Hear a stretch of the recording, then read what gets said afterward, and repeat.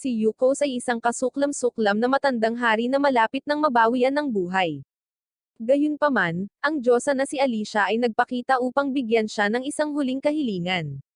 Gusto niyang ipanganak muli upang magamit niya ang kanyang bagong buhay para maging pinakamalakas na swordsman. Sa kasalukuyang buhay na ito, kailangan niyang pangalagaan ang mga tao bilang isang hari at walang sapat na oras para makipagtalo sa ibang bagay. Pagkaraan ng maraming siglo, siya ay muling isinilang bilang isang sanggol na pinapanatili ang parehong pangalan. Gayunpaman, nang tumingin siya sa salamin, hindi siya makapaniwala na babae na siya ngayon. Sa mundong ito, ang Aether ang pinagmulan ng lahat ng bagay. Ang pagmamanipula ng Aether ay parang pagkakaroon ng kapangyarihan ng mga Diyos. Si Yukos ay nagsimulang tumuon sa kanyang panloob na Aether at nagsimulang lumutang.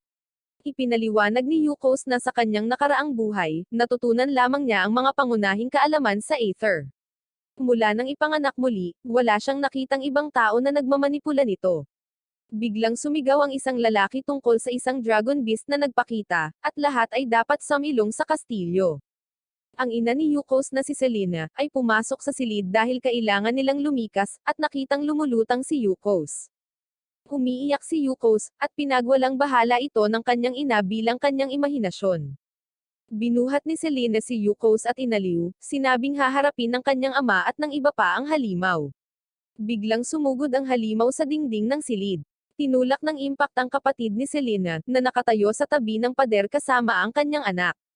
Si Selena ay nagmamadaling lumapit upang tingnan ang kanyang kapatid, habang ang anak ng kanyang kapatid na si Rafi ay sumusubok na humarap sa halimaw na may hawak na espada.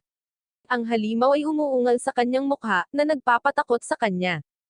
Si Selena ay nagmamadaling pumasok, ibinigay ang dalawang sanggol, sina Yukos at Raftalia, kay Rafi, sinabihan siyang tumakas kasama sila.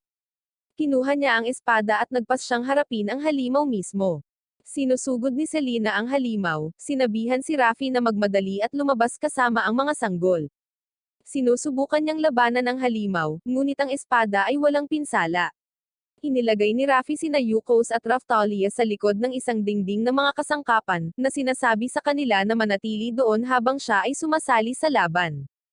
Hinahangaan ni Yukos ang katapangan ni Rafi habang nakaharap sa halimaw, na nagsasabing ang isang bayani ay nakukuha ng karangalan sa pamamagitan ng kalooban at gawa ng isang tao. Gayunpaman, ginagamit ng halimaw ang buntot nito upang sirain ang isang haligi, at ang epekto ay nagpapadala kina Selena at Rafi na bumagsak sa pader, na nawalan ng malay.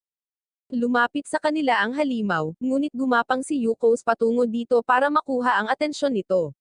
Nagpasya siyang mamuhay para sa kanyang sarili at hindi maging isang bayani. Binanggit niya na tinutulungan lang niya si Rafi, na may mga katangian ng isang bayani. Ginagamit ni Yukos ang Aether Power, nag-charge habang umuungal sa kanya ang halimaw. Tinapos niya ang halimaw sa pamamagitan ng Aether Strike na nakangiti sa kung gaano ito kalakas. Pagkalipas ng 5 taon, si Yukos ay naging isang magandang babae. Pinupuri niya ang sarili sa salamin, iniisip na magiging magandang babae siya sa hinaharap. Lumaki na rin ang pinsan niyang si Raftalia na binansagan niyang Rafta. Ang mga sundalo ay nagsasanay sa field, at sinubukan ni Raftalia na humawak ng isang kahoy na espada, ngunit ito ay masyadong mabigat, at siya ay bumagsak. Si Yukos ay nagmamadaling tingnan kung ayos lang siya, ngunit malapit nang umiyak si Raftalia. Si Yukos ang nag-udyok sa kanya na tumayo at ay ugoy ang espada tulad ng iba. Pagkatapos ay nakita namin si Rafi, ngayon ay 10 taong gulang, na nagsasanay. Tinawag siya ni Raftalia, hinihikayat siya, at natalo ni Rafi ang taong kasparring niya, na nanalo sa laban. Para sa susunod na laban ni Rafi, nilapitan siya ni Yukos, ipinahayag ang kanyang paniniwala na mas mabuting huwag masyadong tumingin sa kalaban na nagngangalang Mark, dahil laging alam ni Mark ang tamang timing upang harapin ang kanyang kalaban. Nagsimula na ang kanilang laban, at si Rafi ang nangunguna. Gayunpaman, hindi niya pinapansin ang kanyang paligid at nontog siya sa pader, na nagpapahintulot kay Mark na matamaan siya at manalo sa laban. Nalungkot si Raftalia, ngunit comfort siya ni Yukos at nangakong maghihiganti para kay Rafi. Nilapitan niya si Mark at hinamon siya. Gayunpaman, pinaalis siya ni Mark, sinabing siya ay masyadong mahina para maging kanyang sparring partner at dapat makipaglaro sa kanyang mga manika. Gayunpaman, nilapitan siya ni Yukos. Si Mark ay nag-activate ng magic para itapon siya, ngunit ang ether sa katawan ni Yukos ay nagpapahintulot sa kanya na ipawalang bisa ito. Si Yukos ay kumpiyansa at nagpas siyang lumaban sa kanya gamit lamang ang kanyang talino mula sa kanyang nakaraang buhay, nang hindi gumagamit ng anumang mahika. Nagpasya siyang ipahiya ang lalaking ito sa pamamagitan ng pakikipaglaban na nakapikit.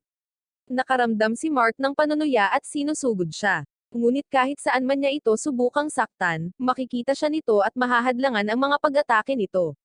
Tumama ang kanyang pag-atake, sinaktan siya, at inamin ni Mark ang pagkatalo. Nakangiting nagpasalamat si Yuko sa pagiging punching bag niya. Nagulat ang lahat ngunit iniisip pa rin ni Yukos na hindi sapat ang kanyang kakayahan. Makalipas ang isang taon, sina Raftalia at Yukos ay nasa simbahan para sa kanilang binyag. Ito ay isang espesyal na ritual upang makakuha ng isang ron at maging isang kabalyero. Ang mga ron ay isang marka na nagpapahintulot sa mga tao na kontrolin ang tinatawag nilang artifact. Mayroong 4 na hanay ng mga ron. Special, high, middle, at low. Kung mas malakas ang ron, mas malakas ang artifact na makokontrol ng isang tao. Nauna si Raftalia, inilagay ang kanyang kamay sa kahon ng pagbibinyag, at kinuha ang bow class na ron, isang high class na nagpapasaya sa kanyang mga magulang. Binati siya ni Yukos na sinasabing magiging isang kahanga-hanga siyang kabalyero. Ngayon ay si Yukos na. Umaasa si Rafi na makakakuha siya ng isang espesyal na klase ng ron. Ipinasok niya ang kanyang kamay sa kahon, ngunit nang ilabas niya ang kanyang kamay, wala silang nakita. Nagulat ang lahat dahil wala siyang ron. Naisip ni Yukos na ang kahon ay ginawa upang i-convert ang mana sa isang ron. Hindi alam ng mga tao ngayon kung paano gumamit ng mana, ngunit pinapayagan sila ng kahon na ito na gumamit ng mana sa anyo ng isang artifact. Alam niyang mapipilitan siyang maging kabalyero sa pamamagitan ng pagkakaroon ng ron. Kaya, nagpasya si Yukos na gamitin ang Aether Power para tanggihan ang mana ron at maging kasama na lang si Raftalia. Pagkalipas ng 6 na taon, malalaki na sina Yukos at Raftalia. Si Yukos ay nagsasalita tungkol sa pagnanais na sumama sa isang ekspedisyon, ngunit sa palagay ni Raftalia, ito ay medyo nakakatakot. Nais ni Yukos na magkaroon ng mas maraming ulan upang magdala ng malalakas na Magicite Beast or isang Prismer para masanay niya ang kanyang mga kasanayan. Tinanong ni Raftalia si Yukos kung paano, sa kabila ng pagiging napakaganda at walang ron, sapat pa rin siya para talunin ang isang Magicite Beast. Sinabi ni Yukos na ito ang sikreto nila. Nang tuluyang tumigil ang ulan, ang dalawang babae ay nasa ibabaw ng kastilyo nang dumaan sa kanila ang isang lumulutang na lupa na tinatawag na Highland. Ito ang tahanan ng mga taong kilala bilang Highlanders, at gumagawa sila ng mga artifact at baptismal box. Ibinibigay nila ang mga ito sa mga bansa sa ibaba upang maprotektahan nila ang kanilang sarili mula sa mga Magicite Beast. Bilang kapalit, binibigyan sila ng mga bansa sa mababang lupain ng maraming pananim at materyales. Habang lumulutang ang Highland, iniisip ni Yukos kung ano ang nangyari sa kaharian na kanyang pinamunuan sa kanyang nakaraang buhay. Mamayang gabi, nakipagkita sila kay Lester. Ipinaliwanag niya na mula sa pananaw ng Highlander, ang mababang lupain ay parang isang mababang lahi na hindi kayang protektahan ang kanilang mga tahanan kung wala ang mga artifact na ibinibigay nila. Idinagdag ni Yukos na nangangahulugan ito na sila ang may hawak ng kanilang buhay. Sumang-ayon si Lester at sinabihan si Yukos na ngumiti sa harap nila.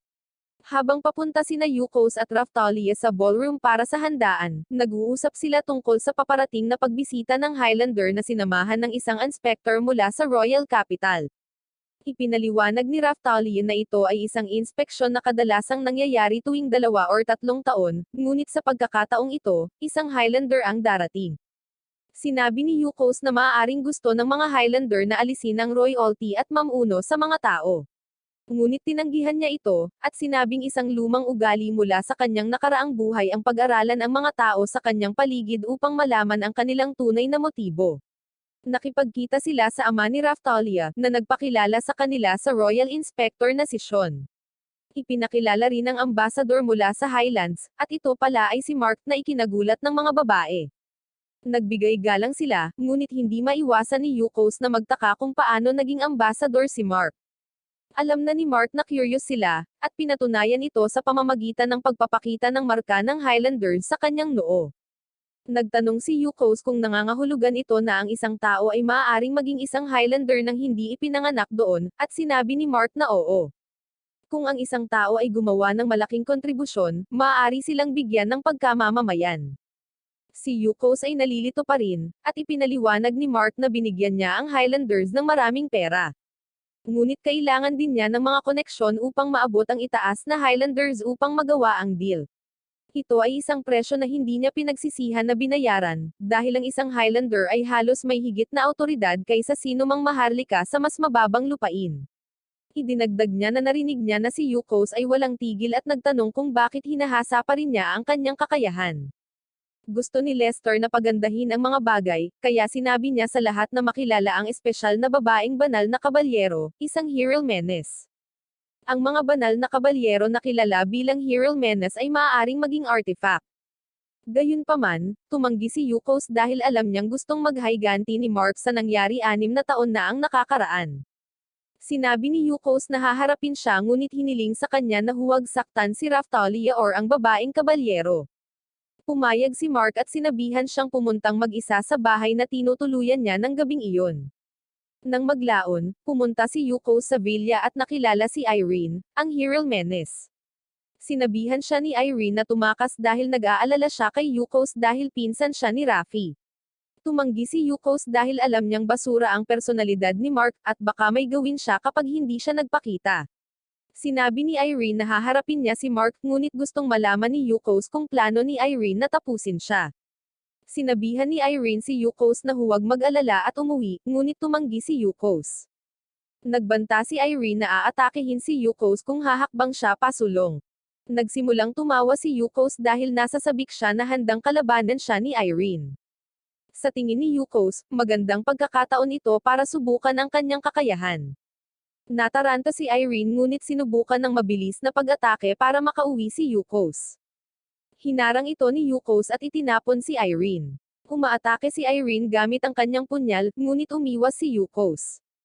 Masayang iniiwasan ni Yukos ang lahat ng pag-atake ni Irene, sinabing hindi niya nakita ang ganitong bilis at liksi sa kabalyero.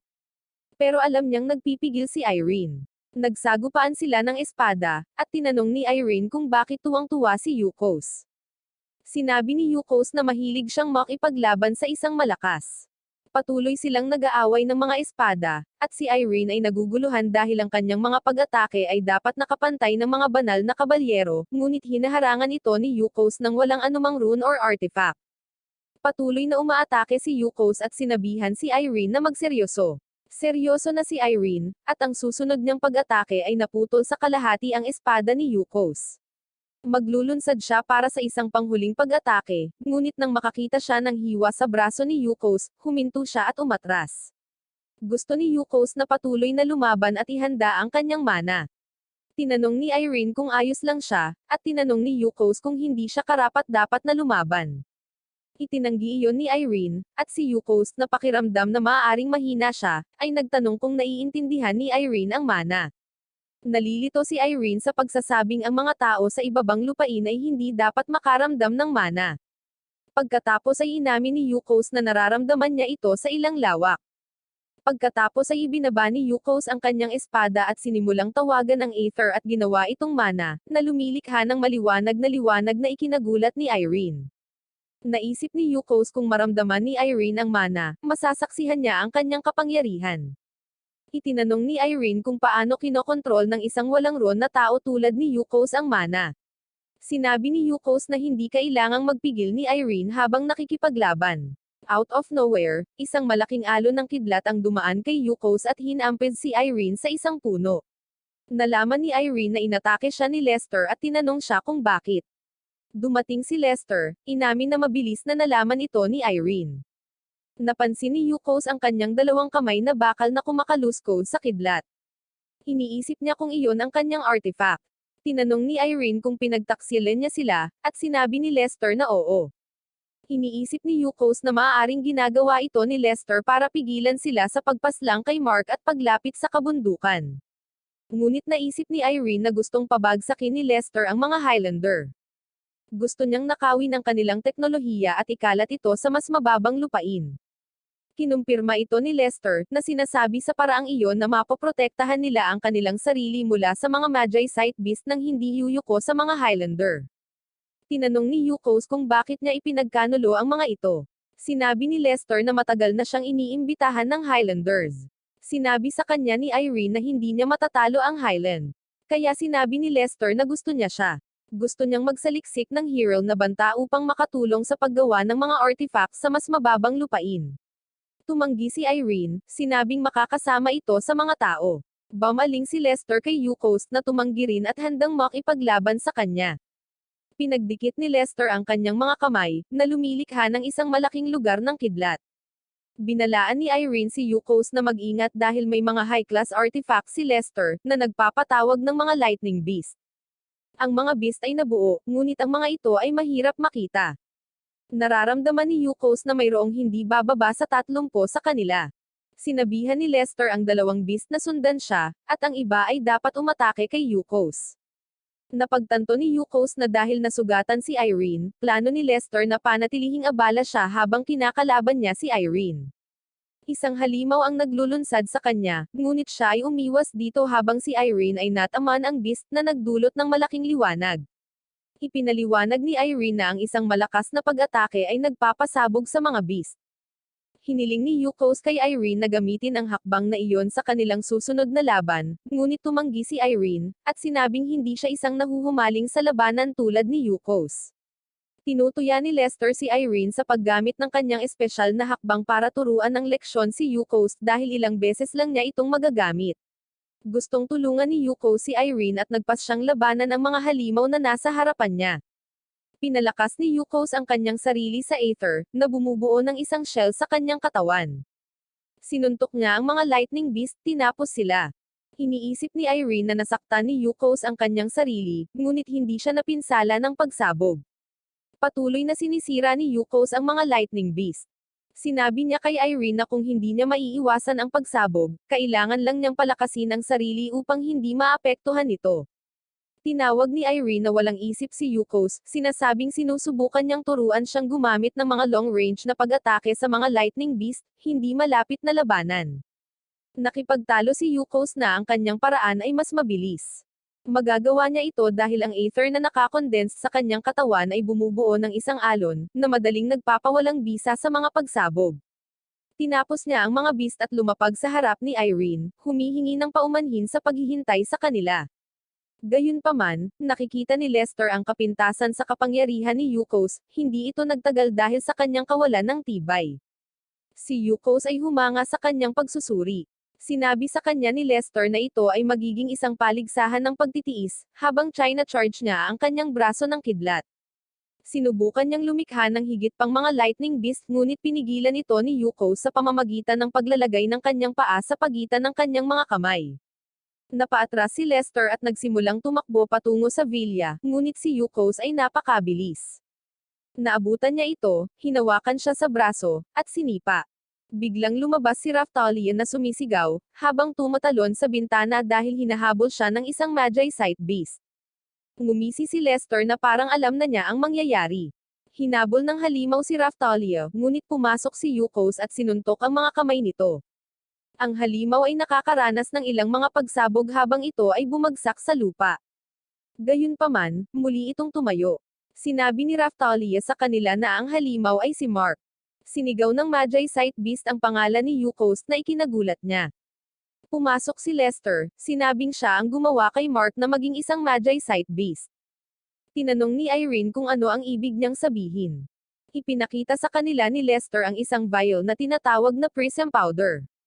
Ito ay gawa sa concentrated prism flow na nakuha niya mula sa Steel Blood Front, at malakas ang epekto nito sa Highlanders. Nagtanong si Irene kung may paraan ba para ibalik si Mark, ngunit sinabi ni Lester na walang paraan dahil karapat-dapat na masawi si Mark. Pagkatapos ay pinasabog ni Lester ang 2 sa kanyang mga lightning beast na nagpapahintulot sa kanya na makatakas. Tinanong ni Raftalion kung bakit sila pinagtaksilan ni Lester. Nangako si Yukos na magpapaliwanag mamaya ngunit ngayon ay kailangan nilang harapin si Mark na tumayo at tinatawag ang pangalan ni Yukos. Iniisip ni Yukos na si Mark ay nasa isang kahabag-habag na kalagayan, kaya sinabi niya sa kanya na ipagpapahinga niya ito ng walang sakit. Magkasama, naghatid sina Yukos at Irene ng isang malakas na atake kay Mark, na nagpapadala sa kanya na lumipad palabas ng mga pader ng kastilyo. Ngunit muli siyang tumayo, tinawag si Yukos. Tumalon si Yukos at nagulat si Irene nang makita niya si Yukos na bumubuo ng isang misteryosong kapangyarihan. Gustong ulitin ni Yukos ang Aether Strike na ginamit niya noong sanggol pa siya para makita kung lumakas siya. Pinakawalan ni Yukos ang Aether Strike, at sa isang maliwanag na flash ng liwanag, si Mark ay nawasak sa kawalan. Agad na bumagsak si Yukos sa lupa pagkatapos. Kinabukasan, sinabi ni Irene kay Raftalia at Yukos na iuulat niya na ang buong pangyayari ay plano ni Lester at nakipagsanib puwersa siya sa Steel Blood Front. Gayunpaman, humihingi ng pabor si Yukos. Gusto niyang sabihin ni Irene sa council na si Irene ang nakatalo sa Magicite Beast, hindi siya. Sumang-ayon si Irene ngunit sinabing may utang si Yukos sa kanya, at mababayaran ito ni Yukos sa susunod. Makalipas ang 3 taon, ginagawa ni Raftalia at Yukos ang kanilang huling pagsasanay bago magtungo sa Royal Knights Academy. Pinahusay ni Raftalia ang kanyang bow artifact gamit ang kanyang rune, at nag-shoot ng isang solong arrow na lumalawak upang bumuo ng marami pang mga arrow. Ginagawa ni Yukos ang kanyang makakaya, at iniiwasan itong lahat habang tumatakbo siya patungo kay Raftalia. Pinapurihan ni Raftalia si Yukos sa pag-iwas sa lahat ng kanyang mga arrow, kahit na dinubol niya ang bilang. Pinapurihan din ni Yukos si Raftalia, na sinasabing lumalakas ang kanyang mga palaso. Pagkatapos ay umalis sila sa kanilang bayan at tumungo sa kabisera. Dumating sila sa Alemin Cathedral kung saan nakakita sila ng Prismer. Excited si Yukos dahil mukhang makapangyarihan ito. Ang isang Prismer ay isang malaking Magicite Beast na nababalutan ng ice crystal, ngunit ang isang ito ay natalo. Ipinaliwanag ni Raftalia na dahil walang nakagalaw dito, itinayo nila ang katedral upang bantayan ito. Sinabi ni Yukos na kahit na nagyelo, nararamdaman niya ang kapangyarihan ng Prismer, na nagmumungkahi na maaaring buhay pa ito. Isang guard ang lumapit sa kanila, at si Raftalia na natatakot ay nagsabi sa kanya na huwag pansinin si Yukos dahil siya ay kakaiba.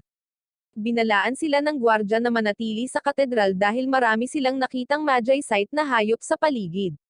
Natuwa si Yukos at nagmamadaling lumabas para talunin ang mga Magicite Beast. Sinabi niya kay Raftalia na manatili at tumakbo sa lungsod. Binanggit ni Yukos na ang mga Magicite Beast ay nasa paligid dahil ang Prismer Carcass ay itinatago sa lungsod. Narating ni Yukos ang town square, at nakita niya ang maraming kabalyero na nakikipaglaban sa lahat ng mga Magicite Beast. Namangha siya sa tanawing ito nang lumipad patungo sa kanya ang isang Magicite Beast. Siya ay naghahanda sa pag-atake kapag ang isang babae ay tumakbo lampas sa kanya, at tinapos ang halimaw sa isang strike. Ang babae na nagngangalang Lara, ay pinagalitan si Yukos na nagsasabing ang pakikipaglaban sa mga Magicite Beast na walang rune, or artifact ay tulad ng paglalakad sa kasawian ng isang tao. Ngunit si Yukos ay humanga sa mga galaw ni Lara at nagtataka kung sino siya. Napansin din niyang may high-class rune ang dalaga. Sinubukan ni Yukos na sabihin sa kanya na magiging maayos siya sa kanyang sarili, ngunit sumabad si Lara, sinabi sa kanya na manatili sa likod dahil mas maraming Magicite Beast ang darating. Pinalakas ni Lara ang kanyang espada, at inalis ang 3 halimaw na may napakalaking indayog. Tinanong ni Lara si Yukos kung okay lang siya nang may nagpakita na isa pang Magicite Beast sa likod niya. Si Yukos ay tumatawag sa kanyang pansin dito, halos tamaan siya ng halimaw ng yelo, ngunit mabilis si Lara. Idinikit niya ang kanyang espada sa lupa, pinalaki ito upang harangan ang pag-atake, at pagkatapos ay pinahaba ang espada para salakayin ang halimaw, ngunit lumipad ito palayo. Nag-aalok si Yukos ng tulong. Tumalon siya kay Lara, gamit ang espada ni Lara bilang isang platform sa paglulunsad. Sa himpapawid, sinipa niya ang Magicite Beast sa lupa, pagkatapos ay sinabihan si Lara na siya ang bahala para sa pag-atake. Gamit ang kanyang espada, tinapos ni Lara ang mga bumabagsak na halimaw. Patuloy na sinisipa ni Yukos ang lahat ng lumilipad na halimaw sa lupa, at ay nalalayan siya ni Lara sa pamamagitan ng pagtanggal sa kanila gamit ang kanyang espada. Matapos maalis ang mga halimaw, pareho nilang pinuri ang husay ng bawat isa. Humihingi ng paumanhin si Lara sa pagpasok niya para tumulong, dahil hindi ito kailangan ni Yukos kanina. Ipinakilala nila ang kanilang sarili, at si Yukos nang marinig ang pangalan ni Lara, ay sinubukang alalahanin kung saan niya narinig ang kanyang pangalan. Inialok ni Lara ang kanyang kamay, na nagsasabing magiging maganda kung sila ay magtutulungan, at tinanggap ni Yukos ang pakikipagtulungan. Patuloy nilang tinatalo ang mga Magi Sight Beast, at nagpakita si Raftalia, inatake ang isa sa mga halimaw na halos umatake kay Lara mula sa likuran. Pinagalitan niya si Yuko sa pag-iwan sa kanya. Pagkatapos nito, maaari nilang alisin ang lahat ng mga Magi Sight Beast. Ipinakilala ni Yukos ang dalawa, at pinasalamatan ni Lara si Raftalia sa pagtatakip sa kanya sa laban. Tinanong ni Lara si Raftalia kung kapatid siya ni Rafi. Tinanong ni Raftalia kung kilala niya ang kanyang kapatid, at sinabi ni Lara na malaki ang utang niya sa kanya. Nilapitan sila ng isang kabalyero na nagpapasalamat sa kanila sa pagtatanggol sa lungsod, at nag-aalok ng mga gantimpala. Nasa sabik si Raftalia, ngunit nilinaw ng kabalyero na para lamang ito kay Raftalia at Yukos. Hindi sila magbibigay ng anumang pabuya kay Lara, ang kapatid ng traidor. Ipinagtanggol ni Raftalia si Lara, sinabing nakipag-away din siya sa halimaw, ngunit sinabihan siya ni Lara na hayaan na lang ito. Ipinaliwanag ng kabalyero na si Lara ay nakababatang kapatid ni Lester. Binabalaan sila ng mga kabalyero na huwag manatili kay Lara dahil hahatulan sila ng mga tao ng magkasama. Gayunpaman, tinanggihan ni Raftalia ang gantimpala sa ngalan ng grupo. Naputol ang kanilang usapan nang may dumaong na lumilipad na motor sa malapit. Tinanong ng rider kung ano ang nangyayari, at sinabi ng kabalyero kay Rafi na huwag mag-alala dahil kapatid lang ito ng traidor. Hiniling ni Rafi sa kabalyero na itigil ang pagtawag kay Lara bilang kapatid ng traidor, dahil tinulungan niya sila sa mga Magi Sight Beast. Tinitigan ni na Raftalia at Yuko si Rafi, at si Raftalia puno ng pananabik ay tumakbo upang yakapin ang kanyang kapatid. Binati ni Yuko si Rafi na naiwang tulaler. Namumula siya habang sinasabing lalong gumanda si Yukos. Huwag nating kalimutan na magpinsan sila, kaya di pwede ang pagiging romantic. Ang babaeng kasama niya na nagngangalang Rina ay mula sa isang lahi ng hayop. Sumabad si Rina, sinabing bihira para kay Rafi na purihin ang isang babae at tinukso siya dahil sa pagiging tahimik at hindi makasalita. Ipinakilala ni Rafi si Rina sa mga babae, ipinaliwanag na tulad ni Irene, isa rin siyang hero menace. Nagsimulang mag-isip si Yukos kung malakas ba si Rina para maging kalaban niya. Tinanong ni Raftalia si Rafi kung bakit sila pumunta dito at kung kilala nila si Lara, at sinabing oo ni Rafi. Bumalik sa katedral, ang Prismer ay nakakabit sa mga lubad na konektado sa mga lumilipad na motor. Ginagamit ng mga kabalyero ang mga motorbike upang dalhin ang Prismer palayo sa loob ng katedral. Ipinaliwanag ni Rafi na naniniwala sila na ang Frozen Prismer ay umaakit ng mga Magi Sight Beast. Kaya't inilalayo nila ito upang maiwasang muling magpakita ang mga beast sa lungsod. Si Rafi, Rina, at ang iba ay umalis sakay ng kanilang mga lumilipad na motorbike, habang ang mga babae ay nananatili sa isang lumilipad na ship na magdadala sa kanila sa kabisera. Nang makitang inalis ang Prismer, hinihiling ni Yukos na magising ito sa lalong madaling panahon para magkaroon sila ng todo-todo na laban. Dinadala sila ng lumilipad na ship sa kabisera ng hari, at dumating ang araw ng kanilang pagpapatala. Ang lahat ng mga mag-aaral ay tinatanggap sa Akademya ng Punong Guro, isang babaeng nagngangalang Marina na may mahiyaing personalidad. Nagulat ang mga babae na ang isang tulad ni Marina ang principal. Sinabi sa kanila ni Marina na kailangan nilang mag-warm up. Itinaas niya ang kanyang staff, at sumunod ang isang biglaang lindol na ginawang mataas ang plataporma kung saan nakatayo ang mga estudyante. Sinabi ni Marina sa kanila na ito ay para sa kursong kabalyero, at hindi nila magagamit ang kanilang mga artifact. Pagkatapos ay muling itinaas ni Marina ang kanyang staff na nagsagawa ng gravity magic sa mga estudyante. Halos hindi sila makatayo, at ipinaliwanag ni Marina na isa itong gravity field na nilikha ng kanyang artifact. Ganito sila nagsasagawa ng combat training dahil ayaw niyang makita ang kanyang mga estudyante na matapos sa larangan ng digmaan.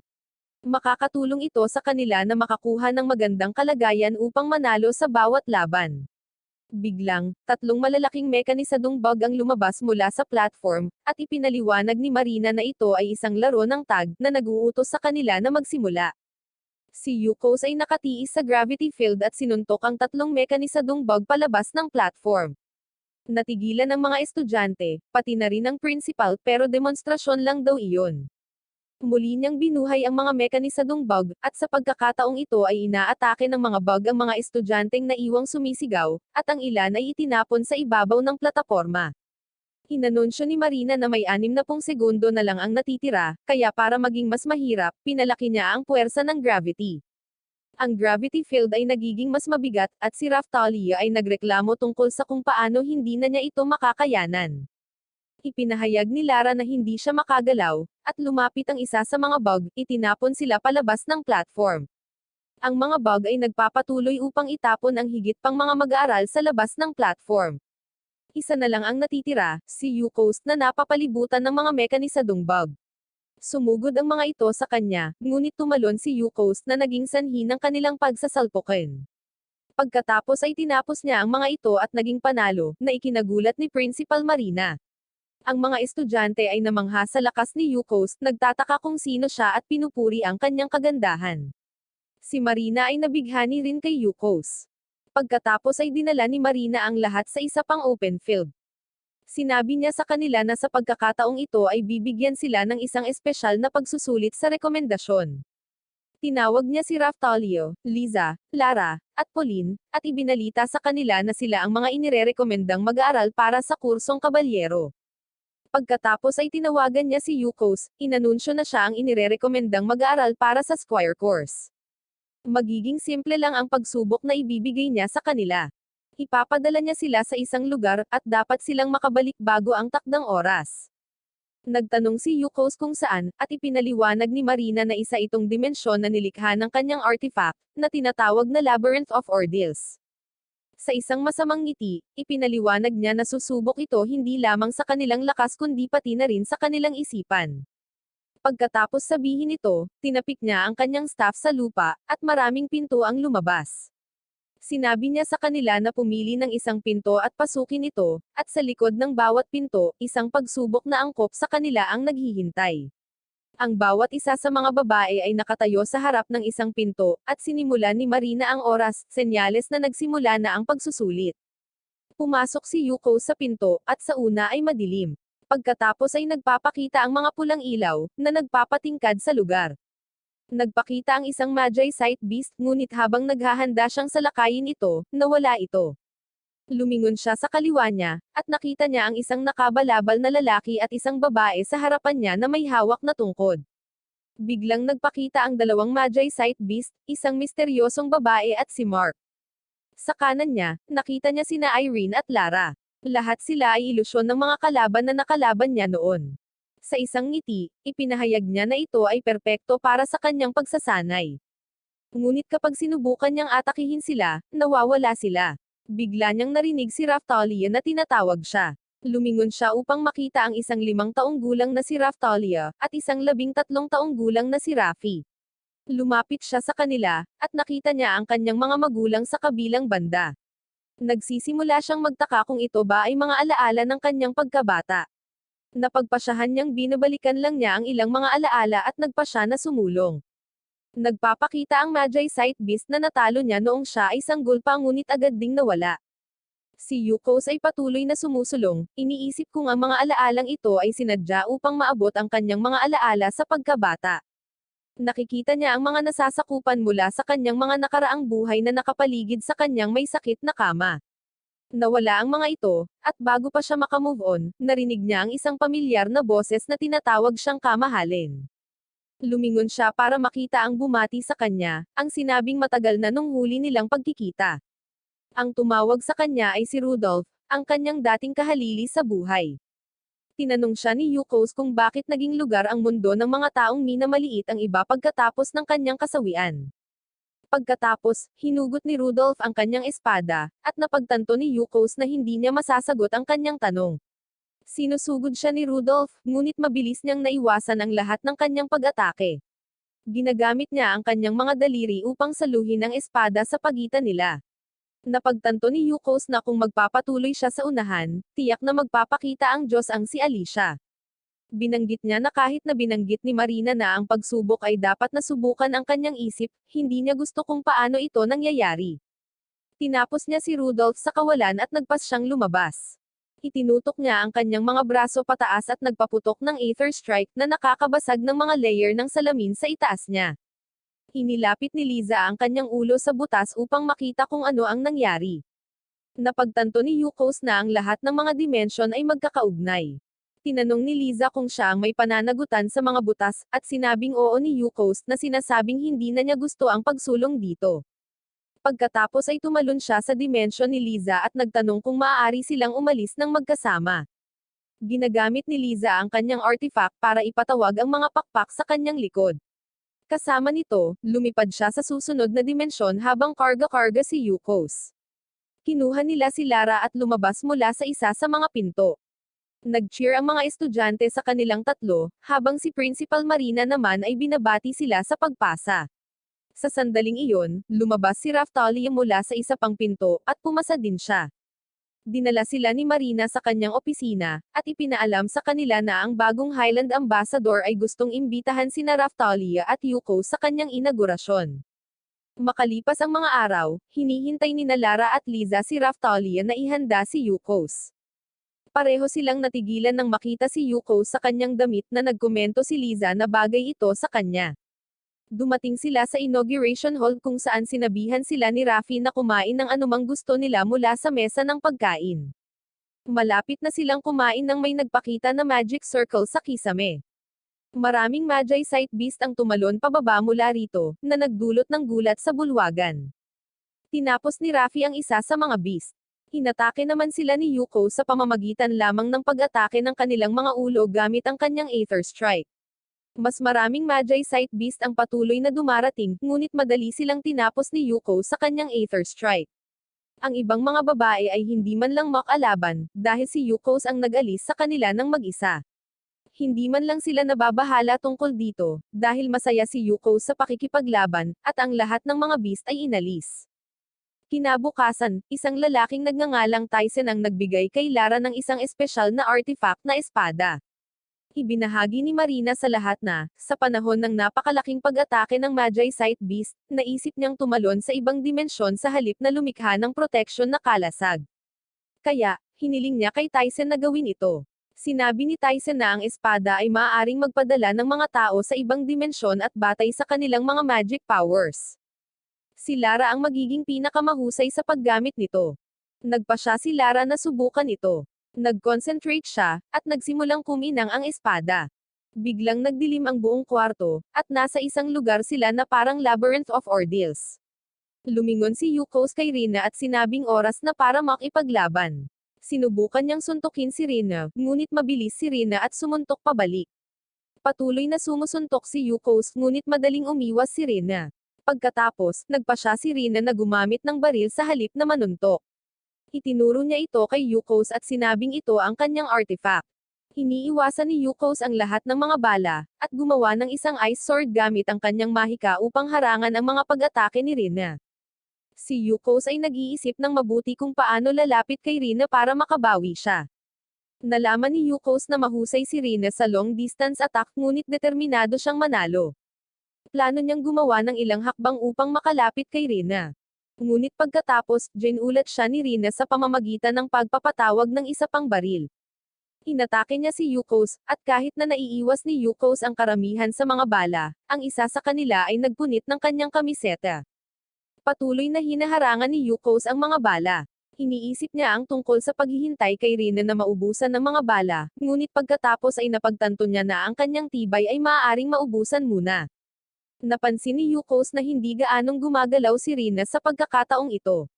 Sa palagay niya, ito ay dahil nakikipaglaban siya sa espasyo ni Rina, kaya nagpasya siyang tumabi sa gilid para gawing mas maliit na target ang sarili. Tulad ng kanyang naisip, ang mga bala ay sumusunod sa isang landas.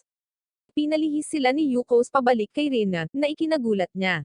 Sinubukan ni Rina na i-shoot ang mga bala, ngunit dalawa lang ang mahaharangan niya, at ang pangatlo ay dapat niyang iwasan. Si Yukos ngayon ay napapante si Rina kung saan niya ito gustong mapwesto. Tumakbo si Yukos patungo sa kanya at umatake, pinalipad siya. Sa kabutihang palad, nasalo siya ni Marina at pinipigilan siyang lumipad ng napakalayo. Pinapurihan ni Rina si Yukos sa kanyang matalinong taktika. Nagpasalamat siya kay Marina sa pagsalo sa kanya, ngunit sinabi ni Marina na wala siyang ginawa. Sinubukan niyang gumawa ng harang upang protektahan sila mula sa pagkahulog ni Rina. Ngunit nang tumama si Rina sa harang, nawala ito na parang inaalis. Gusto ni Yukos na patuloy na lumaban, ngunit gustong subukan ni Tyson kung si Rina ang sumisipsip ng mana. Hiniling niya kay Liza na ipatawag ang kanyang mga pakpak. Pagkatapos ay sinabi niya kay Rina na hawakan ang mga pakpak ngunit walang nangyari. Pagkatapos ay hiniling niya kay Marina na gamitin ang artifact ni Liza. Ipinatawag ni Marina ang mga pakpak para sa kanyang sarili, ngunit kapag hinawakan ito ni Rina, ang mga pakpak ay naglalaho. Nang si Rina ay sumisipsip ng mana mula sa kanila, ipinaliwanag ni Marina na si Rina, bilang isang Hero Menace, ay makakakuha lamang ng kapangyarihan mula sa isang espesyal na klase ng rune ng isang banal na kabalyero. Idinagdag ni Tyson na ang kakayahan ni Rina na mag-transform sa isang sandata ay nawala, at ito ay sumisipsip ng mana sa sarili nito. Kapag sapat na ang mana, tatawag ito ng Magi Sight Beast. Biglang bumagsak si Rina sa lupa, at may nabubuong harang sa paligid niya. Humingi siya ng paumanhin kay Yukos na hinihiling sa kanya na alagaan ang iba. Nagulat si Yukos at Raftalia. Idinagdag ni Lara na naabot na niya ang kanyang limitasyon. Ang dimensyon ay nawawala na nagdadala sa kanila pabalik sa opisina. Sa sandaling iyon, isang napakalaking Magi Sight Beast ang sumambulat sa mga dingding ng gusali. Mabilis na binalaan ni Yuko si Raftalia na manatiling ligtas, habang ang Magi Sight Beast ay malapit nang magpakawalan ng energy surge mula sa bibig nito. Gayunpaman, ina-activate ni Yukos ang kanyang Aether Shell pumunta sa ilalim ng panga ng halimaw, at sinipa ito, pinatigil ang pag-atake at pinalipad ang halimaw. Ang mga babae pagkatapos ay nagmamadali upang balaan ang isa pang estudyante, si Yasi, na naglalakad sa larangan ng bumabagsak na halimaw. Gayunpaman, hiniwa ni Yasi ang nahulog na halimaw sa kalahati gamit ang kanyang mga kamay. Pagkatapos ay naglakad lang siya na parang walang nangyari. Si Raftalia ay namangha sa kapangyarihan ni Yasi, habang si Yukos naman ay sumasalamin sa pagkakaiba ng kanilang mga kakayahan. Bagamat sinaktan ni Yukos ang halimaw sa kanyang sipa, walang kahirap-hirap na hiniwa ito ni Yasi sa isang atake. Siya ay nasa sabik para sa isang potensyal na mabigat na kalaban kay Yasi. Bumalik sila upang suriin ang walang malay na Rina. Gayunpaman, iniisip ni Raftalia kung may magpapakita pang Magi Sight Beast. Itinanggi ito ni Tyson na ipinaliwanag na tinatawag lamang ni Rina ang mga Magi Sight Beast kapag na-absorb niya ang mana mula sa isang espesyal na klaseng rune bearer. Idinagdag ni Yukos na hindi na iyon mauulit hanggang sa mapuno ang mana ni Rina. Nagtanong si Lara kung bakit ang mga Magi Sight Beast ay kadalasang dating Beastkins. Iniisip ni Tyson na maaaring dahil si Rina ay isang Beastkin. Binanggit ni Marina na ang Beastkin ay may superior sixth sense na nagpapahintulot sa kanila na gumamit ng telepathy. Kaya, maaaring tawagan ni Rina ang iba pang Beastkin sa pamamagitan ng koneksyong ito. Ipinaliwanag ni Tyson na ang paglikha ng isang Beastkin na Hero Menace ay maaaring ang dahilan kung bakit ginawa ng Highlanders si Rina. Naawa si Raftalia kay Rina, na pagtanto na siya ay nilikha para sa layuning ito. Nilinaw ni Tyson na hindi nakikita ng mga Highlander ang mga taong nasa mababang lupain bilang katumbas na humantong sa paglikha ng Hero Men Aces tulad ni Rina. Nagising si Rina at ipinahayag na ito ay isang magandang pagkakataon upang ilagay ang kanyang mga kamag-anak na naging mga Magi Sight Beast upang magpahinga. Tiniyak ni Raftalia kay Rina na hindi nila hahayaang masaktan ng sino man ang mga Magi Sight Beast. Ipinahayag ni Rina ang kanyang pasasalamat sa kanilang suporta. Bilang resulta, hiniling ni Marina kay Tyson na gumawa ng bagong artifact para kay Raftalia. Sinabi niya na ito ay tulad ng makintab na daloy ng araw ni Raftalia, ngunit may dalawang regalo. Ibinunyag ni Marina ang pangalawang Reg along makapagpapagaling ng mga sugat. Nagulat si Raftalia at Yukos dahil hindi nila alam na nag-e-exist pala ang mga ganito. Sinabi ni Marina na bihira at espesyal sila, at iyon ang dahilan kung bakit gusto ni Tyson na makuha sila ni Raftalia.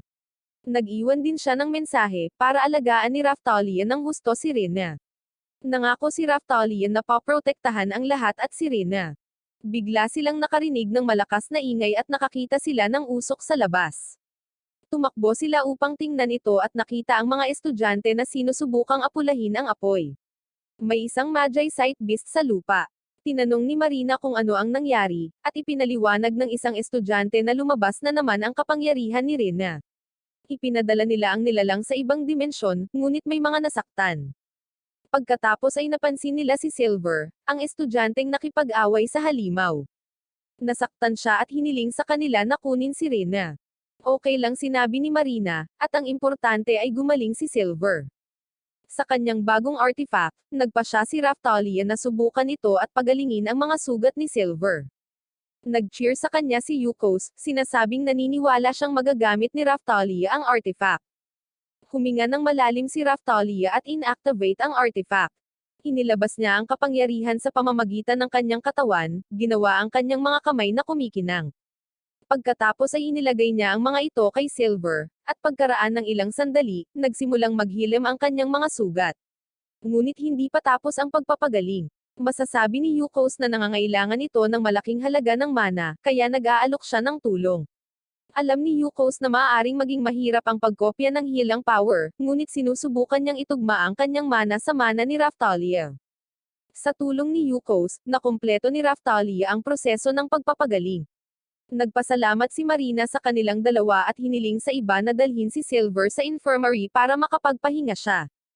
Kinabukasan, pumunta sina Yukos at Raftalia sa opisina ni Marina para bantayan si Rina.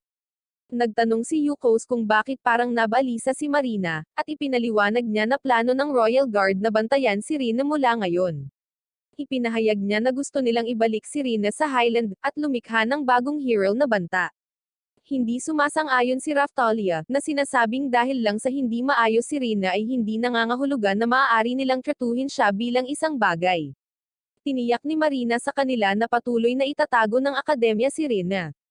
Nag-aalala si Rina na ang pagharap sa Royal Guard ay maaaring magkaroon ng problema sa lahat. Gayunpaman, tiniyak ni Marina sa kanya na kanilang pinili na protektahan siya. Sumang-ayon sina Raftalia at Yukos na sinasabi kay Rina na hayaan silang protektahan siya. Nang maglaon sa araw na iyon, natagpuan ni Liza at Lara ang kanilang mga sarili na nagbabantay sa ulan. Napansin ni Lara na mukhang hindi mapalagay si Liza at nagtanong kung ano ang mali. Binanggit lang ni Liza na masama ang panahon, at sumang-ayon si Lara dahil nagbabantay sila sa ulan. Biglang, isang Magi-Sight Beast ang nagpakita sa kanila mula sa likuran. Si Lara ay pumunta sa pag-atake, ngunit ang nilalang ay tinamaan ng isang Lightning Beast. Nang mawala ang usok, nakilala ni Lara ang Lightning Beast bilang artifact ng kanyang kapatid. Siya at si Liza ay nagpasya na humabol sa isang daanan sa ilalim ng lupa. Habang ginalugad ang lugar, nakita nila si Lester na naghihintay sa kanila. Nagulat si Lara, ngunit hindi lang si Lester ang nandoon. Si Shira, isang hero menace tulad ni Irene, at Black Mask, ang pinuno ng Steel Blood Front ay naruroon din. Nagsimulang makipag-away si Lara kay Lester, pinag-uusapan kung paano niya ipinaglalaban ang mga taong naiwan sa alamin sa kabila ng pagkawala ng kanilang mga magulang. Hindi niya ito mapapatawad sa kanyang ginawa, ngunit hinarang ni Lester ang kanyang pag-atake ng espada. Hinihiling niya sa kanya na makinig kay Black Mask. Ibinunyag ni Black Mask ang kanilang planong salakayin at pabagsakin ang Highland Ambassador. Ang tanging kalaban nila ay ang mga Highlander na nang-aapi sa mababang lupain. Bago umalis, sinabihan siya ni Black Mask na samantalahin ang kanilang pag-atake kung may gusto silang gawin. Nadismaya si Lara at sinabihan si Liza na dapat silang bumalik. Ipinapaalam nila sa lahat ang tungkol sa plano ni Black Mask. Nagdaragdag ng isa pang problema sa katotohanang kailangan nilang harapin ang Royal Guards. Sinabi ni Silver na dapat silang gumawa ng isang bagay tungkol dito. Si Yukos ay sumulong sa isang ideya. Sa tingin ni Marina ay mabuti ito, ngunit tinawag ito ni Silver na walang ingat. Sinusuportahan ni Raftalia si Yukos, binanggit na palagi siyang may pangahas at walang katotohanan na diskarte sa mga bagay. Sa kabila ng iba't ibang opinyon, lahat sila ay nagtitiwala kay Yukos at nagpasya na sumama sa kanyang plano. Idinagdag ni Marina na siya ang gagawa ng unang hakbang. Makalipas ang 4 na araw, nakasuot ng maid outfit sina Yukos at Raftalia, na nagpapabalisa kay Silver. Ipinaliwanag ni Marina na papasukin nila ang palasyo bilang mga part-timer. Idinagdag ni Yukos na tatalunan niya ang Steel Blood Front pagdating nila sa pag-atake. Binabalaan sila ni Silver na huwag madala, at tumuon sa pagprotekta sa kanyang kamahalan at sa Highland Ambassador. Kinabukasan, matagumpay silang nakapasok sa party, na nagtutulak sa isang trolley ng pagkain. Puspusan na ang party, at pumasok na si Haring Carlo. Habang binabati siya ng mga tao, napansin ni na Yukos at Raftalia na may special classroom ang hari. Iniisip ni Raftalia na magiging madali ang pagprotekta sa kanya dahil siya ay malakas, ngunit hindi sumasang-ayon si Yukos. Ipinaliwanag niya na kung sineseryoso ng hari ang kanyang mga tungkulin, hindi siya magkakaroon ng oras para sa pagsasanay at maaaring hindi alam kung paano gamitin ang kanyang ron. Ang Highland Ambassador ay isang bata na nagngangalang Ivan, ngunit isa ring Archlord sa Highland. Magdadala dapat si Ivan ng Hyrule Menace para mapabuti ang kanilang bansa, pero si Ivan ay parang hindi humanga. May sinabi ang hari tungkol sa pakikipagpalitan ni Rina, ngunit nagsimulang tumawa si Ivan. Sa palagay niya ay namimigay sila ng isang bagay na may depekto para sa isang mapayapang lungsod, at tinatawag silang walang isip. Sumama sa pagtawa ang hari, sinabing isa rin siyang walang isip ngunit nagpapasalamat siya sa tulong ng Highland. Biglang, isang halimaw ang pumasok sa bulwagan at nagsimulang magdulot ng kaguluhan sa bulwagan. Lumingon si Raftalia kay Yukos, sinasabi sa kanya na kailangan nilang maghanda. Ngunit si Yukos ay nakikipaglaban na sa halimaw. Ang mga kabalyero ay namangha at nagtanong kung sino siya. Sinabi lang ni Yukos na isa siyang kasambahay na naglilinis ng mga gamit, at ngayon ay nililinis niya ang mga mahiwagang halimaw na ito. Naghanda si Raftalia gamit ang kanyang pana, at nang sabihin sa kanya ni Yukos na tapusin ang natitirang Magicite Beast, isang Magicite Beast ang halos umatake sa kanya mula sa likod. Inatake ito ni Ivan gamit ang isang mahiwagang madilim na liwanag. Namangha si Yukos at nagtataka kung anong klaseng pag-atake iyon. Ang mga kabalyero ay umiikot sa bulwagan upang matiyak na wala ng gulo. Biglang sinubukan ng isang palihim na kabalyero na atakihin ng punyal si Ivan, ngunit pumasok si Yukos at pinigilan ang pag-atake. Hindi naman naabala si Ivan. Sinabihan niya si Yukos na huwag pigilan ang kabalyero, dahil ang kabalyero ay isang maliit na insekto para sa kanya na kaya niyang harapin mag-isa. Nakangiting humingi ng paumanhin si Yukos, at sinabi ni Ivan na okay lang. Pagkatapos ay inilabas ni Ivan ang madilim na liwanag mula sa kanyang daliri, at ginamit ito sa mukha ng kabalyero, pinunit ito sa kalahati. Nagulat ang lahat ngunit si Yukos ay curious lang. Nagmamadaling lumapit si Raftalia, nag-aalala kay Yukos. Pinapurihan ni Ivan ang kagitingan ni Yukos ngunit hindi natutuwa si Raftalia sa pakikitungo ni Ivan sa kabalyero. Sinabi niya na ito ay masamang gawa, ngunit si Ivan ay nagsalita pabalik, sinabi na mas masahol pa ang pag-imbite sa kanya at muntik siyang mapaslang. Nagsimulang magmakaawa ang hari, sinabing hindi plano ng bansa na salakayin si Ivan. Sinisisi niya ang Steel Blood Front. Ngunit hindi ito pinapaniwalaan ni Ivan. Sinabi niya sa hari na kung ito ay ang Steel Blood Front, ang hari ay magugulo sa pamamagitan ng pagpapalam sa isang Highland Ambassador na atakehin. Yumuko ang hari, humihingi ng tawad at sinabing tatanggapin niya ang anumang parusa. Sinabi ni Ivan na patas lang ang sorry kapag pantay ang magkabilang panig. Sinasabi niya na may malaking pagkakaiba sa pagitan ng isang Highlander at isang hari. Dahil ang hari ay hindi hihigit sa isang pinuno ng mga mas mababang lupain, isang kawan lamang ng mga alagang hayop. Pagkatapos ay ginamit ni Ivan ang kanyang kapangyarihan at pinutol ang isa sa mga bisig ng hari, bilang paraan ng paghingi ng paumanhin. Si Yukos at Raftalia ay sumugod sa gilid ng hari, hinawakan ang naputol na braso at pinagaling ito ni Raftalia. Tinanong ni Ivan kung ano ang kanilang ginagawa, at ipinaliwanag ni Yukos na inaayos nila ang braso ng hari. Ang sinabi ni Ivan ay ayos lang siya dito, ngunit bilang kapalit, kukunin niya ang braso ng ibang tao para sa katuwaan lang. Sinabi ng hari na hindi niya kailangan ng anumang paggamot, ngunit tumayo si Yukos at inalok ang kanyang mga braso. Gusto niyang maranasan ang kapangyarihan ni Ivan. Binanggit ni Ivan na hindi magiging kapaki-pakinabang ang braso ng isang taong walang ron na tulad niya, ngunit sulit na makita siyang umiiyak sa sakit. Kalmadong lumapit si Yukos sa kanya at nalaman niyang may iba't ibang wavelengths ang kanyang kapangyarihan. Isinaaktibo ni Ivan ang kanyang kapangyarihan upang putulin ang kanyang braso, ngunit walang nangyari. Ang mga kabalyero ay nagtataka kung bakit hindi ito gumana sa kanya. Medyo nag-aalala si Yukos dahil gusto niyang itago kay Ivan ang kanyang tunay na lakas, ngunit ang kanyang Aether Shell ay kusang nag-activate. Humanga siya sa kapangyarihan ni Ivan ngunit malungkot na pinunit nito ang paboritong uniforme niya. Samantala, gulat na gulat si Ivan para makapagsalita. Lumapit kaagad si Yuko sa kanya, pinuri ang kanyang husay, at ito ay nagpagalit kay Ivan. Sinusubukan ni Ivan na ilabas ang kanyang atake gamit ang dalawang kamay, ngunit walang umeepekto. Nagsisimula ng magtaka ang mga tao sa paligid kung kasing lakas ba ng inaakala nila si Ivan. Pinapanood ang kapangyarihan ni Ivan, naisip ni Yukos na hindi lang ito normal na mana kundi isang bagay na mas malakas pa. Napasimangot si Ivan at umatras.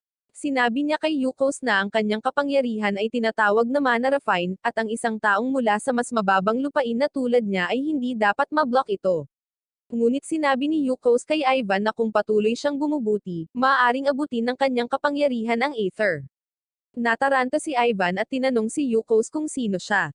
Sinubukan niya ang isang mas malaking pag-atake, ngunit wala pa rin itong epekto kay Yukos.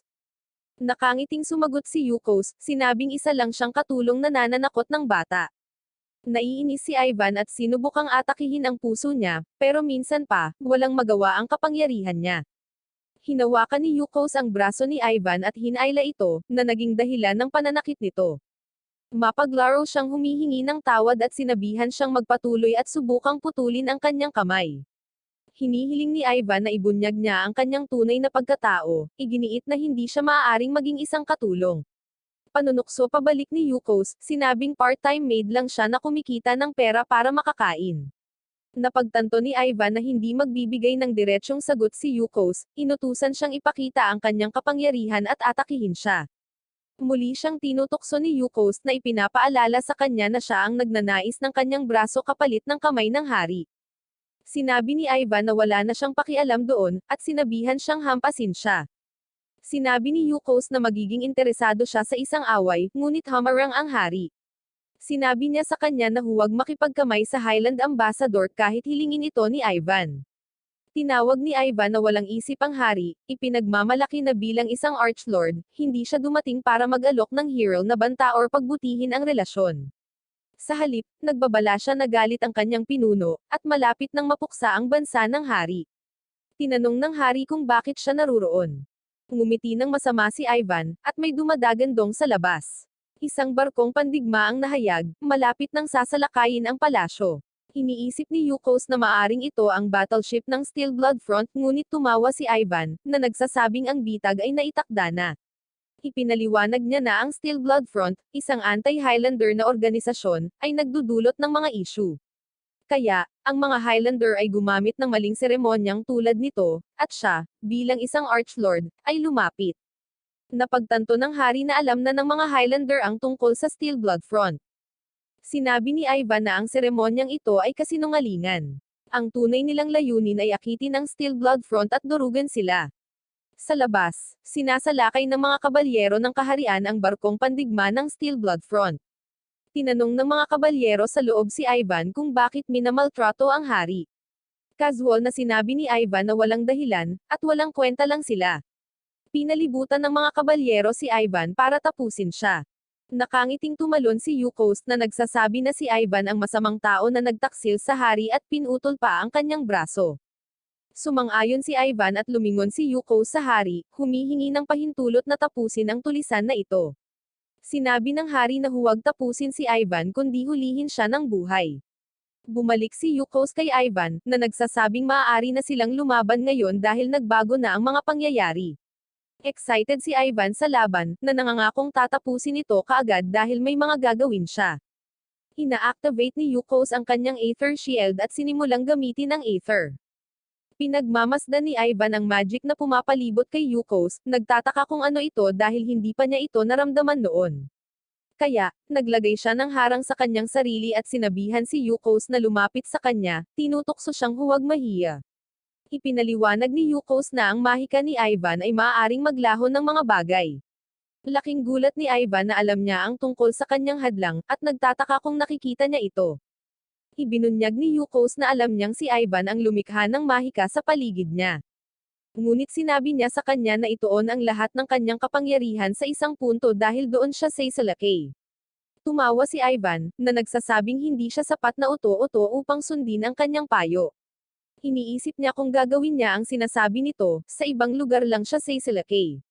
Ngunit sinabi sa kanya ni Yukos na magagawa niya iyon kung gusto niya. Hinihimok niya siya na ihinto ang pag-arte bilang isang mahina.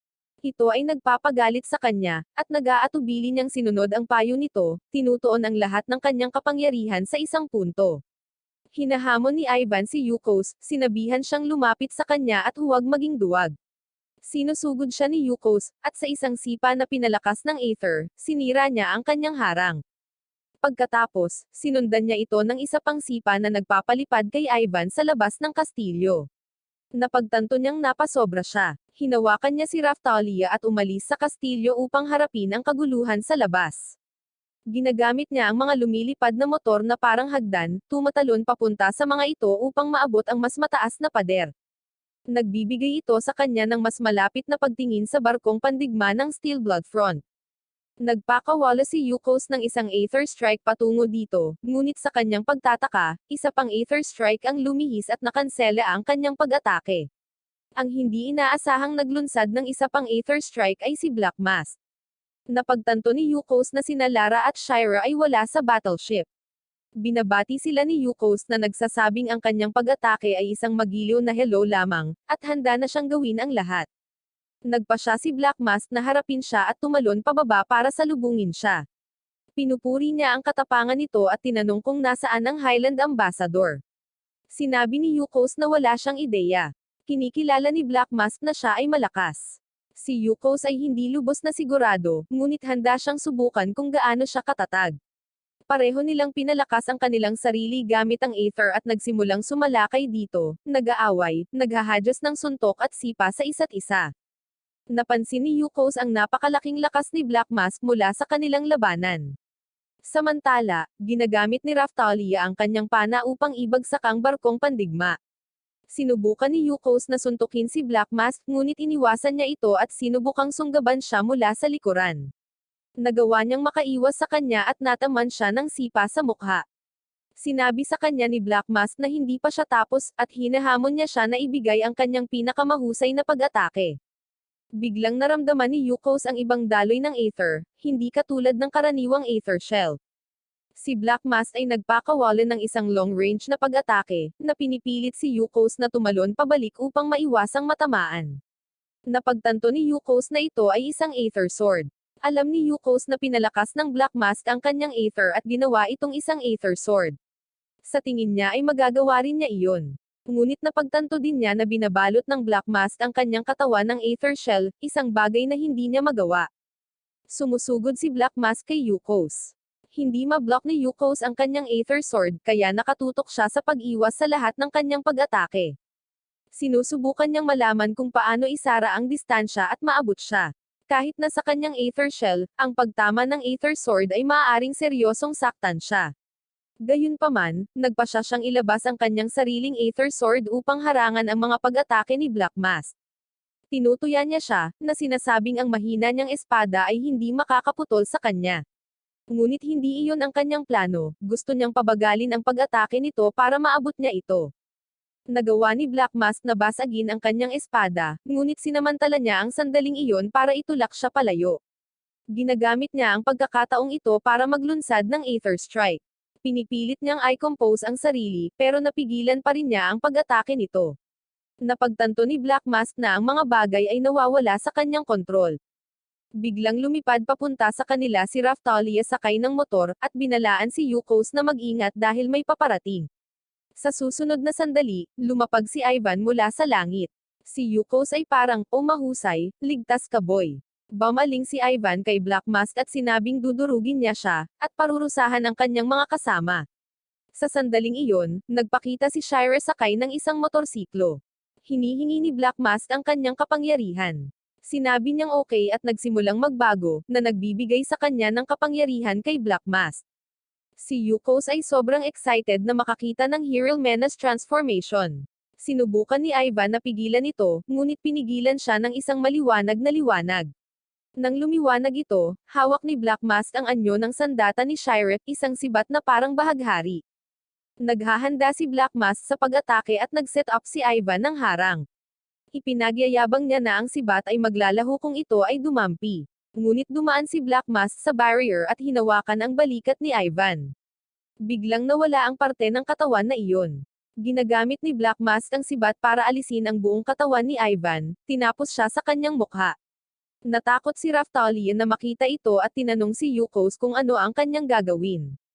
Gayunpaman, si Yukos ay makatuwiran at nagpa siya na umalis. Samantala, tumakbo si Silver patungo kay Marina at sa iba pang mga estudyante. Ibinunyag niya na bumalik sa kastilyo ang mga kabalyero na dapat mag-alis kay Rina. Nakakita si Marina ng pagkakataon at sinenyasan si Lara na simulan ang plano. Ginagamit ni Lara ang kanyang espada para magbukas ng ibang dimensyon. Sa loob, nagpa siya silang hayaan si Rina na makuha ang kanilang kapangyarihan upang ipatawag ang mga Magi Sight Beast. Naabsorb ni Rina ang kapangyarihan ni Silver at Marina, at hinihiling niya ang mga ito ng swerte bago bumagsak. Inutusan ni Silver ang iba na bumuo ng bilog sa paligid ni Rina. Ang mga Magi Sight Beast ay nagsimulang magpakita isa-isa, at ang mga estudyante ay inilabas sila. Biglang nawala ng mga pakpak si Liza at akmang aatakehin, ngunit si Lara ay dumating upang iligtas siya. Mas maraming beast ang nagsimulang magpakita, ngunit naabot ni Lara ang kanyang limitasyon. Nawawala ang dimensyon at bumalik sila sa totoong mundo. Magkalapit ang mga Magi Sight Beast nang biglang nagpakita ang mga Lightning Beast at winasak ang mga Magi Sight. Ipinahayag ni Lester ang kanyang sarili, sinabing maraming pag-uusapan, ngunit sa ngayon, tutulungan niya sila. Naghagis siya ng bola sa gitna nila, at nagsimula itong mawala. Ipinaliwanag niya ang mana mist nito, na tutulong sa kanila na mabawi ang kanilang mana. Hiniling ni Lester kay Lara na ibalik sila sa dimensyon, na ginawa niya. Pagkatapos, kasama sina Marina at Silver, sinimulan nilang punan si Rina ng mana. Ang dimensyon ay sumabog, nagpatambo ng ilang tao, at si Rina ay nagpatawag ng isang napakalaking Magi Sight Beast. Naghahanda ang lahat na labanan ang napakalaking Magi Sight Beast na tinatawag na Prismer. Inutusan ni Marina sina Lara at Liza na ilikas ang mga walang malay, habang China charge ni Lester ang kanyang artifact para sa labanan. Sinabihan ni Marina si Yasi na panatilihing abala ang Prismer habang naglalagay siya ng harang sa ibabaw ng paaralan. Nagrereklamo si Yasi na nakakatakot ngunit pinagalitan siya ni Marina para magtrabaho. Humakbang si Yasi patungo sa Prismer, iniisip na hindi siya nito nakikita, ngunit binabantayan siya nito sa bawat kilos niya. Ang Prismer ay nagsimulang umatake, at si Yasi ay tumakbo para sa kanyang buhay. Sapat na ang charge ni Lester para maglunsad ng pag-atake sa Prismer. Sumunod si Yasi ng suntok na pinuri ni Lester, na halos parang suntok ni Yukos. Gayunpaman, napagtanto ni Yasi na may mali dahil walang epekto ang suntok niya. Bigla siyang lumubog, sinisipsip sa katawan ng Prismer. Mabilis na gumamit si Marina ng protection na pader para protektahan siya habang nasa loob siya ng halimaw. China charge ni Lester ang kanyang artifact para sa isa pang strike ng kidlat. Ngunit ang Prismer ay naglabas ng isang sinag ng init patungo kina Liza at Lara, na nag-escort ng mga walang malay na estudyante. Sa kabutihang palad, naabot sila ni Lester sa oras, hinaharangan ang mga sinag ng kanyang artifact. Nabasag ng pag-atake ang artifact ni Lester, at nag-alala si Lara para sa kanya, nagtanong kung okay lang siya. Tinitiyak niya sa kanya na ayos lang siya ngunit wala ng artifact na magagamit sa laban. Nasa loob na ng Prismer si Yasi, ngunit sinabihan sila ni Marina na huwag mag-alala, ipinaliwanag na ang kanyang hadlang ay pumipigil kay Yasi na masipsip. Pagkatapos ay tinanong niya si Silver tungkol sa kalagayan ni Rina. Ipinaliwanag niya na hindi na niya sinisipsip ang kanyang mana. Kaya, ito ay dapat na ang huling Magi Sight Beast na kailangan nilang talunin. Nagtataka si Silver kung Magi gising si Rina sa lalong madaling panahon upang tulungan sila, ngunit sinabi ni Lara sa kanya na hindi magiging maayos si Rina para gamitin ang kanyang buong kapangyarihan. Idinagdag ni Marina na ang Prismer ay hindi pa umabot sa buong anyo nito, kaya kailangan nilang ihinto ito bago ito magawa. Ang Prismer ay naghahanda na ng isa pang heat blast. Inutusan ni Marina si Lara na dalhin ng iba sa kabilang dimensyon, at naiwan siya. Tinitiyak niya sa kanila na may aalamin siya sa kanyang sarili.